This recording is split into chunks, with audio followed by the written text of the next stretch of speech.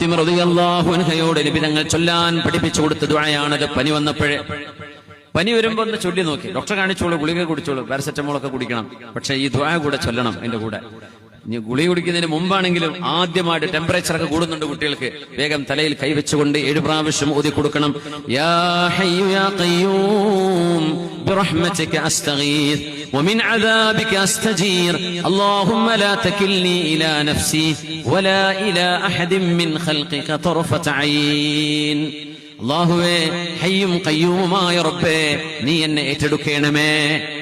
യാ ഹയ്യു യാ ഖയ്യൂം ബിറഹ്മതിക അസ്തഗീസ്, നിന്റെ റഹ്മത്ത് കൊണ്ട് ഞാൻ നിന്നോട് സഹായം ചോദിക്കുകയാണ്.